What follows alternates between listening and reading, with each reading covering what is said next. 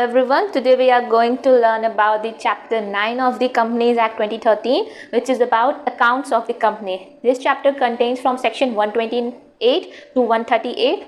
From this chapter, section 135, which is of about corporate social responsibility, we have covered in the earlier video. So if you haven't watched that video yet, please do refer that video first, then come to this video. So today we are going to learn about the section 128 to 138, chapter 9, accounts of company. Meaning under section 2 clause 13, board books of accounts includes receipt and payment books. Books of accounts में क्या क्या आते हैं? Receipt and payments book, purchase and sales book of goods and services, assets and liability books, books recording items of cost under section 148. ये हम आगे जब chapter पढ़ेंगे ऑडिट एंड ऑडिटर्स वाला, तब हम इसके बारे में बात करेंगे. सेक्शन 128 बुक्स ऑफ अकाउंट्स, इसकी प्लेस क्या होनी चाहिए, कहाँ हमें बुक्स ऑफ अकाउंट्स मेंटेन करना पड़ता है? At registered office. And if BOD wants any other place in India, कोई भी अगर बीओडी चाहे तो किसी और प्लेस में रख सकते हैं in India by passing board resolution in board meeting and shall inform, वो उसे इन्फॉर्म भी करेगा आरओसी पे.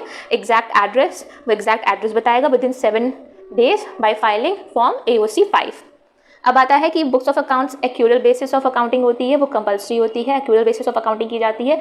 Double entry book keeping system होता है, वो कंपलसरी होता है. ब्रांच अकाउंट्स, जो ब्रांच अकाउंट्स होते हैं कंपलसरी इन इंडिया और आउटसाइड इंडिया.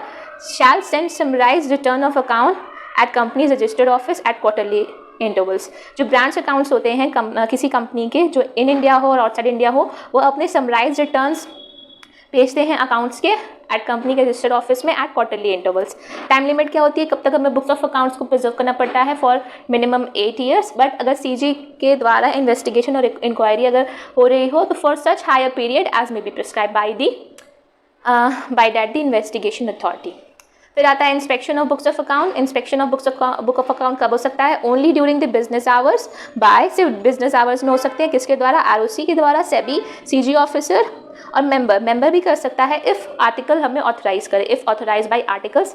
डायरेक्टर्स भी कर सकता है इफ़ आउटसाइड ब्रांच, अगर आउटसाइड ब्रांच के बुक्स ऑफ अकाउंट्स को इंस्पेक्ट कर रहे हैं तो with in 15 days of request. 15 days of request मतलब रिक्वेस्ट के 15 days के अंदर डायरेक्टर मतलब कि उसको बुक्स ऑफ अकाउंट्स प्रेजेंट करने पड़ते हैं डायरेक्टर को, ताकि वो उसको इंस्पेक्ट कर सके. Holding company authorise by director inspect book of account of a subsidiary. कोई भी होल्डिंग कंपनी अगर उसका डायरेक्टर उसे ऑथराइज कर रहा है तो वो बुक्स ऑफ अकाउंट्स को इंस्पेक्ट कर सकता है अपनी सब्सिडरी के. इलेक्ट्रॉनिकली मेंटेन और books of accounts electronically maintain हो सकते हैं, येस, बट ऑप्शनल है, कंपल्सरी नहीं है. By following companies rules, companies के रूल्स फॉलो करने पड़ते हैं. कंपनीज रूल्स क्या होते हैं कि वो पहले बात तो अवेलेबल हो इन इंडिया में, लेजिबल फॉर्मेट में हो, ताकि उसे ईजिली क्या कहते हैं रीड आउट कर सके. और फिर person responsible to maintain books of account, कौन पर्सन रिस्पॉन्सिबल होता है बुक्स ऑफ अकाउंट्स को मेंटेन करने के लिए? MD, managing director, whole time director of finance who has that whole time director who having an expertise in finance field, CFO, chief financial officer and any other person interested by board to maintain books of accounts. और कोई और person responsible होता है maintain करने के लिए books of account जिसको BOD ने इंस्ट्रस्ट किया हो. है fine for contravention. Books of account से रिलेटेड अगर फाइन ऑफ कॉन्ट्रावेंशन होता है तो मिनिमम 50,000 to 5 लाख मैक्सिमम का फाइन हमें पे करना पड़ता है. अब आता है section 129. Section 129 talks about the financial statements. Under section 2 clause 40 financial statement includes. Financial statements में क्या आता है? Balance sheet, cash flow statement, profit and loss statement, और अगर वो एनपीओ हो, नॉट प्रॉफिट ऑर्गेनाइजेशन, तो उसे इनकम एंड एक्सपेंडिचर अकाउंट बनाना पड़ता है. Statement of changes in equity और schedules and explanatory notes on accounts. Cash flow statement के एग्जेम्पशंस वाले हैं. किन्हें कैश फ्लो स्टेटमेंट्स मेंटेन करना मैंडेटरी नहीं होता है, वो होता है OPC, small company, dormant company and startup private company. Every company provision है, every company should prepare financial statement to exhibit true and fair view. सारी कंपनी को प्रिपेयर करना पड़ता है फाइनेंशियल स्टेटमेंट ताकि वो बता सकें उस कंपनी का ट्रू और फेयर व्यू. बाय कंप्लाइंग, उसको क्या क्या कंप्लाई करना पड़ता है? The standards on accounting standards, comply with the schedule 3. और banking, insurance and electricity company को शेड्यूल 3 फॉलो करना पड़ता है, which are not inconsistent with their own specific act.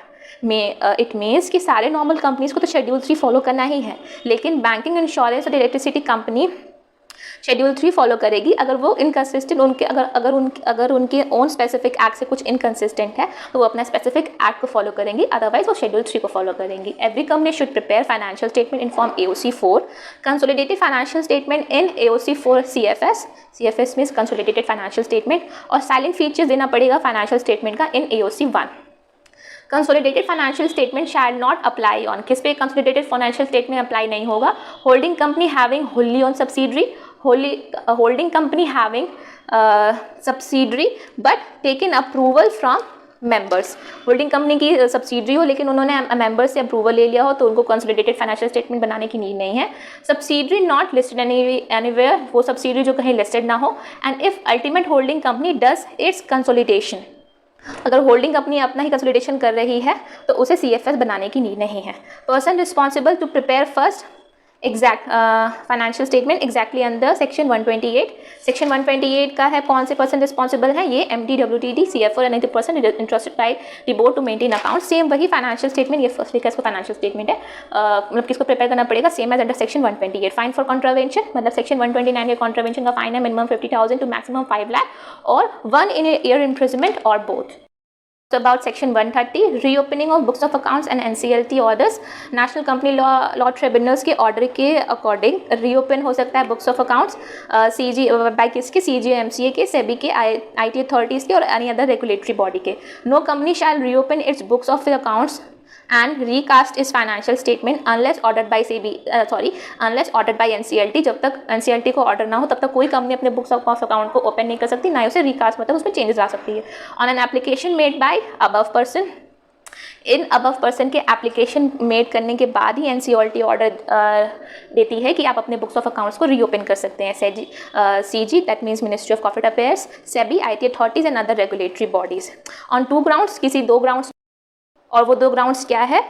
Any changes can be made, either the earlier account were prepared fraudulently, कोई भी changes बन सकते हैं, either the accounts were prepared fraudulently, अगर वो फ्रॉडुलेंटली प्रिपेयर किया गया हो, और affairs of the relevant earlier year were mismanage casting a doubt on the reliability of financial statement, और जो भी अफेयर्स थे उसके फाइनेंशियल स्टेटमेंट के वो जो पहले दिए गए थे वो मिसमैनेज थे और कास्टिंग एक डाउट क्रिएट करता है उसकी रिलायबिलिटी पे, किसके? फाइनेंशियल स्टेटमेंट के। Section 131 talks about voluntary revision of financial statement and board report. Voluntary कब होता है? आफ्टर, वॉलेंट्री सिर्फ कहने का नाम है लेकिन इसमें भी हमें NCLT की अप्रूवल की नीड होती है। After NCLT's approval company will apply for voluntary revisions to NCLT, voluntary revision के लिए अप्लाई कर सकती है NCLT को। Financial statement not complying under section 129 और board report not complying under section 134। जब फाइनेंशियल स्टेटमेंट कंप्लाई नहीं कर पा रही सेक्शन 129 का और बोर्ड रिपोर्ट कंप्लाई नहीं कर रहा हो सेक्शन 134 का, तब वॉलेंट्री रिवीजन होता है। टाइम लिमिट क्या है? Maximum 3 years of immediately preceding 3 financial years. Changes are restricted only to ensure compliance under section 134 and 129। वही चेंजेस उसमें आ सकते हैं रिवीजन में जो कि सेक्शन 134 और सेक्शन 129 में कंप्लाई किए गए हो।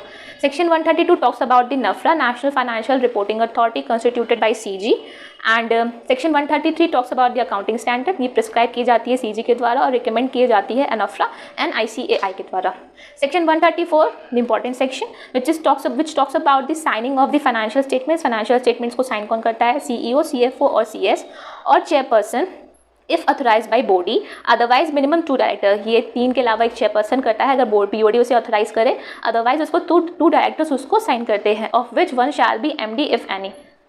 In case of OPC, both financial statement and board report signed by only 1 director। OPC के केस में both financial statement and board report signed होते हैं 1 director से। आता है contents of board report। board report की साइनिंग भी same है, सेम वही पर्सन होते हैं। board report की साइनिंग होती है chairperson if authorized by BOD, otherwise minimum 2 director out of which 1 shall be MD director, managing director if any, same as the financial statement। content of board report के content क्या होते हैं? number of board meeting, annual return की web link, CSR details और contract of related party in AOC in form AOC 2, conservation of energy technology absorption and foreign exchange, जिसके बारे में details होते हैं। Changes in material of financial position and comment of board on remark of auditors and CS। ये तुम्हारे C से हो गए। अब तुम्हारे D से हैं DRS, director responsibility statement, declaration of second director, director appointment and remuneration policy, details fraud reported by auditor, जो फ्रॉड रिपोर्टेड हुआ ऑडिटर के द्वारा वो, dividend and transfer of reserve, development and implementation of risk management system, LIGS loan investment guarantee security given by company, listed company and UPC unlisted public company having paid up share capital of 25 crore, mention evaluation of performance of BOD committee and director, such other matters as may be prescribed in Rule 8। अब ये Rule 8 क्या है? Rule 8 में आता है financial summary, deposit from public, change in nature of business, signing order by tribunal. significant order by tribunal, whether internal compliant committee set up to present sexual harassment under Sexual Harassment of Women Prevention Act 2013, integrity expertise of second director, change in subsidiary associate, change in director of KMP, costing under section 148 record maintained. Same as directors responsibility statements में क्या क्या आते हैं? Accounting policies are power, accounting records are accounting policies are proper, accounting records are adequate, accounting standard and second accounting standards whenever applicable have been followed, accounts have been prepared on going concern basis, compliance of accounts applicable, fees have been ensured in case of listed entity, internal financial controls are adequately made or not. Now, board report of OPC and small company shall contain only matters prescribed in Rule 8A. बाकी normal companies के तो rule 8 में होते हैं and OPC and small company के rule 8A में, which are DRS director responsibility statement, detail of creditor and KMP, financial summary, debtors and creditors, accrual return webbling, company's affair status, change, material change in financial position, significant order passed by tribunal, number of board meeting, detail of fraud reported by auditor, contract with related party in AOC 2 and comment of board on remark of auditors and CS. Punishment क्या है? Company की minimum 50,000 to 25 lakh maximum, officer in default के 50,000 to 5 lakh और up to 3 years imprisonment or both. Section 136, which talks about the circulation of accounts, every company shall circulate audited financial statement including consolidated financial statement if any, auditor reports and other documents like board report. किसको करती है? To member and debenture trustee or any other person required by the law. At least 21 days, कितने time limit क्या है? At least 21 days before AGM और 14 clear days before AGM for Section 8 company. Listed company required documents, listed company का कोई documents required हो वो registered office से कर सकती है ओनली साइलेंट फीचर्स को, मतलब कि to circulate in form AOC 3. Listed company का कोई रिक्वायरमेंट हो डॉक्यूमेंट को रजिस्टर्ड ऑफिस से उनकी साइलेंट फीचर्स को मतलब लिस्टेड कंपनी सिर्फ साइलेंट कोई भी डॉक्यूमेंट के साइलेंट फीचर्स को ही सर्कुलेट कर सकती है इन फॉर्म AOC 3 में. लिस्टेड कंपनी अपलोड करती है audited financial statement and consolidated financial statement in its website end of its subsidiary. Penalty है और कंपनी की 25,000 और ऑफिसर डिफॉल्ट की है 5,000. Section 137 filing of financial statement, company file करती है financial statement to registrar of companies, inform AOC 4 within 30 days of AGM, and if AGM is not held then 30 days from the due date of AGM along with the reason that why AGM is not held. Company file करती है financial statement ROC को, inform AOC 4 30 days of AGM पे. अगर AGM held नहीं हुई है within 30 days तो फिर within 30 days of due date of AGM, जो AGM की ड्यू डेट है 130 डेज की टाइम लिमिट है with along with reason why AGM is not held. If AGM held but accounts not adopted, file provisional account. अगर AGM held होती है but still accounts adopt नहीं हुए हैं तो प्रोविजनल अकाउंट्स फाइल करने पड़ते हैं. Section 138 talks about internal audit, जो कवर करेंगे हम ऑडिट एंड ऑडिटर के चैप्टर में. So this is all about the chapter 9 from section 128 to section 138. So the link to these notes is in the description below. Do like this video, share and subscribe to my channel for more content like this. Thank you.